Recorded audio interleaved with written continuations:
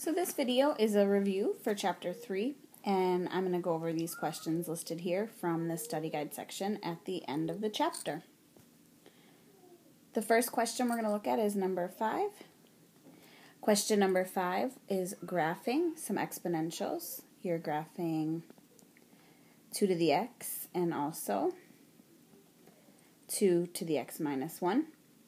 The thing to remember here is that minus 1 after the x means that we're going to be moving this 2 to the x graph right 1 unit. Let me go ahead and pull up a piece of graph paper here.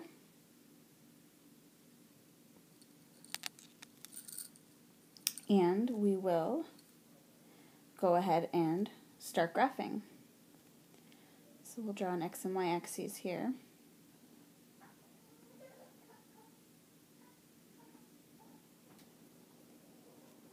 Now, the 2 to the x graph, remember, it has a couple main features. The first would be a horizontal asymptote along the x-axis. It's going to cross at 0, 1 is going to be its y-intercept, 0, 1. And also the point 1, 2, because the base of this graph is 2. 1, 2 will also be on this graph. And then I can go ahead and connect those. And that is going to make our f of x equals 2 to the x graph. Now the other thing we have to do is graph 2 to the x minus 1. So I'm going to take everything on that graph and move it right 1 unit. Now the asymptote won't change. The point 0, 1 is going to go right 1 unit. And 1, 2 is going to go right 1 unit. And then we'll get a similar shape just moved over right 1 unit. So there's the 2 to the x minus 1.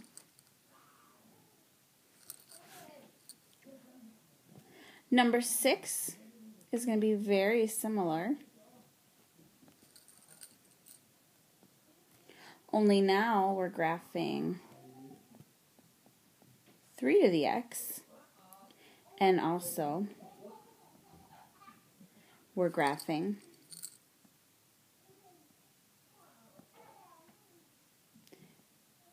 3 to the x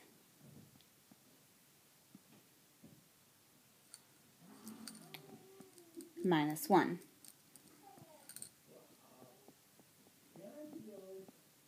Now the minus 1 is in a different place. It's to the whole function.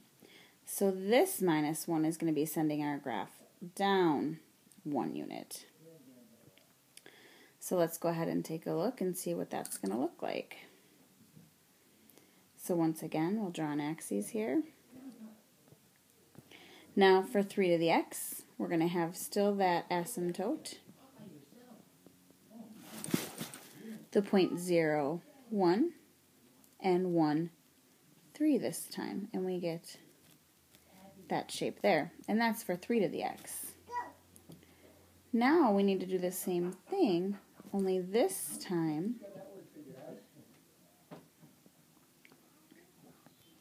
we're going to be moving the graph down 1 unit. So my asymptote is going to move down 1 unit, and so will my other points.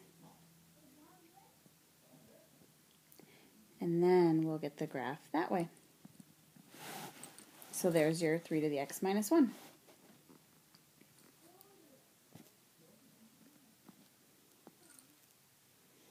Going on now, we'll take a look at question number 8. Question number 8 is once again another graph of exponentials. So we're graphing 1/2 x this time. And then the other graph we want to make is 1/2 to the negative x. Now, the transformation that'll be happening here, a negative directly to the x is going to be a y-axis flip. So let's go ahead and start with 1/2 to the x. Now, For 1/2 to the x, again we have that asymptote along the x-axis. We have the point 0, 1, and this time it will be 1, 1/2. You could also go -1, 2, and get that other point there. So there's the 1/2 to the x graph. Now I want to take that graph and I want to flip it over the axes. So when I do that, everything's just going to flip over the y-axis. Now, obviously my asymptote's not going to change, but all these points are going to go the other way.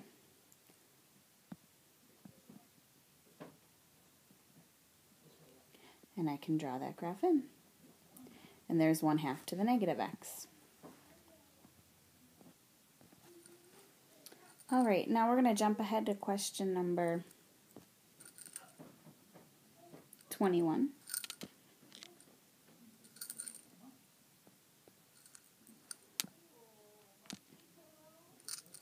So question number 21 is just asking us to do some simplifying here. We're going to evaluate without a calculator. So we have the log base 3 of -9. Now remember, in this case, we can't take the log of a negative number, so there would be no solution here.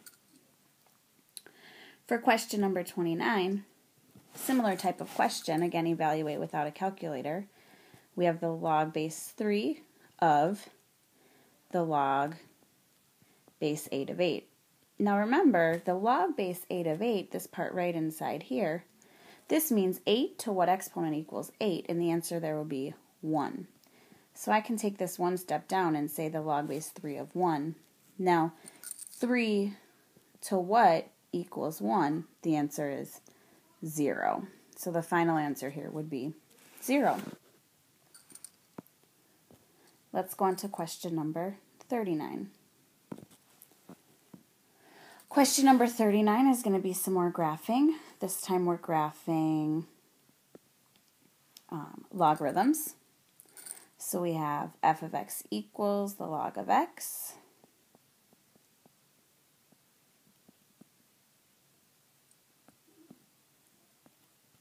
And f of x equals the negative log of x plus 3. Our base here is 10, and a few things to remember. The -3 next to the x means we're moving left 3 units, and the negative in front is an x-axis flip.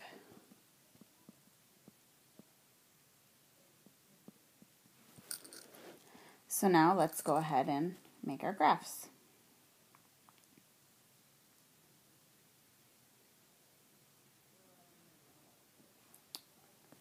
Now, the first thing for logarithms, log of x, would be that asymptote on the y-axis. Then we have the point 1, 0 instead of 0, 1 from our exponential. It's going to be 1, 0. And then we have b1. I'm sorry, let's rewrite 1, 0, regraph 1, 0 here. And then we have the point b1, and now our base here is 10. So we're going to go over 10 and up 1. And we can get that basic log graph there. Now, for the other one, we're going to move it left 3 units. So we have to start by taking that graph now, and we'll move it to the left 3. So the asymptote is going to change to here.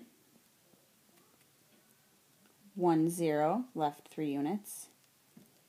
And that point B1 left 3 units. Now we also have to flip this over the x-axis. So actually that point I just plotted is going to go down below. And now our graph is going to come upwards like this because of that flip. So there's the negative log of x plus 3.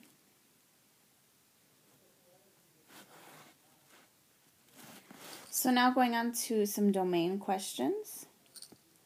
Question 41 is the next one I'll take a look at.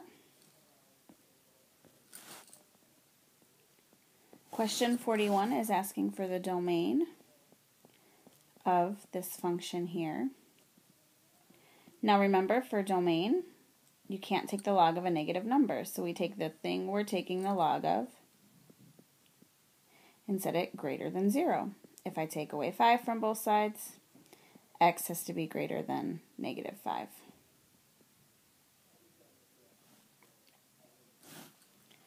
For question 43, same thing. So we have ln this time, but remember ln is just log, so it's the same idea there. So we take the thing we're taking the log of and set it greater than 0. If I square up both sides, I get x minus 1 greater than 0, and add 1. It looks like x has to be greater than 1. Remember, you could write these with a parentheses and say negative 5 to infinity, or over here we'd say 1 to infinity. And either of those answers would be acceptable as well.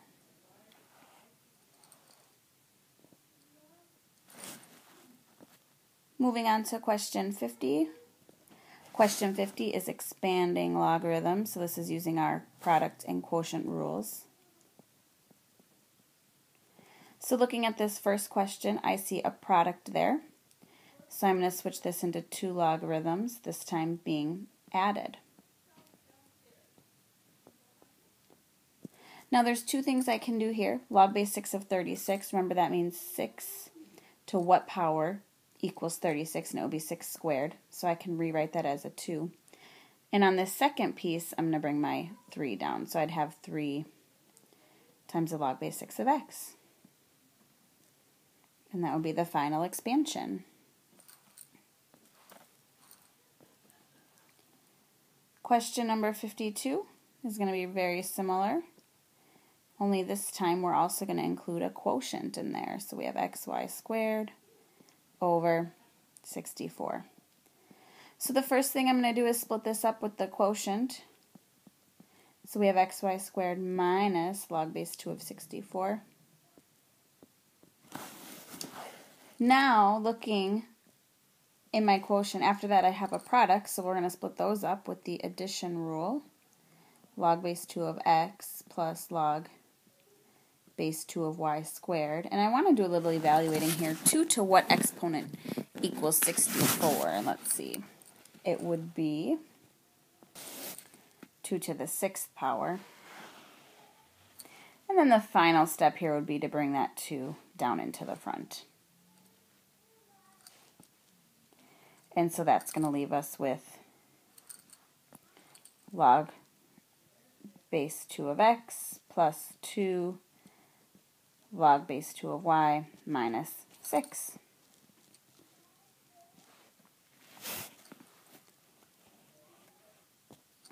Finally, question 53, another question on expanding.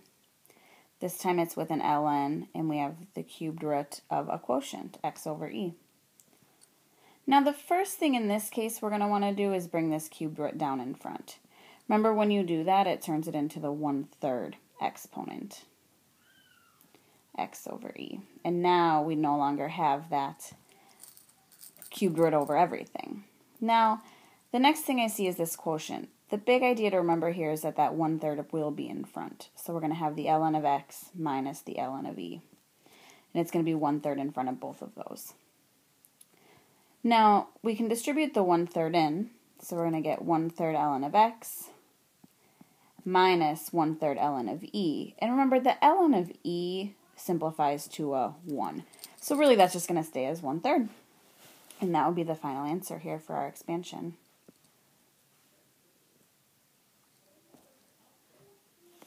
Moving on to question 54 and 57. Now 54 and 57, you're going the other way. Now you are condensing. You're going to be writing these logarithms smaller. So let's see. In number 54, log base b of 7 plus log base b of 3. Now I see 2 logs with the same base being added together, so I can rewrite them as 1 log with the same base being multiplied, and 7 times 3 is 21. Now 3 to what power equals 21? This doesn't evaluate any more than that, so we'll leave it as that. For question 57, we'll be doing the same thing. 1/2 ln x minus ln y. The first task would be to take this 1/2 and swing it up to the top.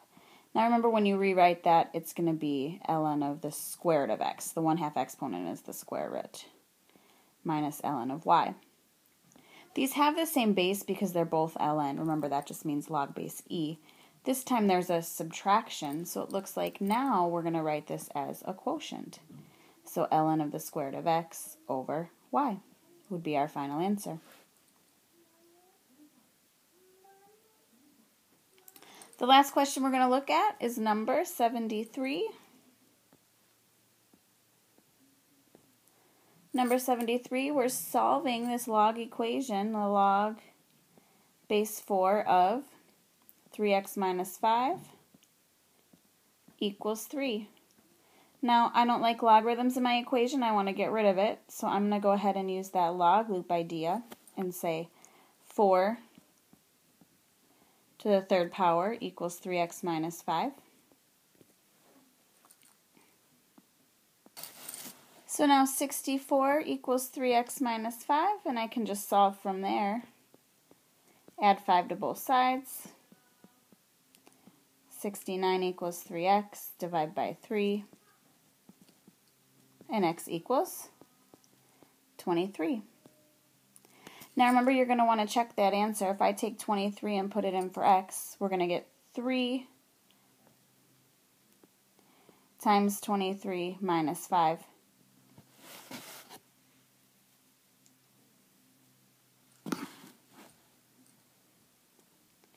(63 minus 5 is 61.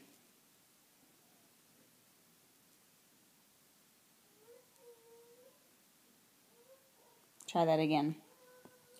63 minus 5.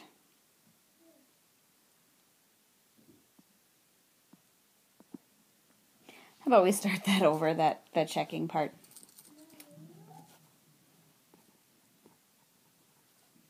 We've got 3 times 23. Let's do our multiplying again. That's 69 minus 5 is 64. And 4 to the third is 64, so it looks like it works. We're good. That takes care of the questions that you guys, those of you that responded, emailed me. Good luck with your studying, and I'll see you in class on Monday.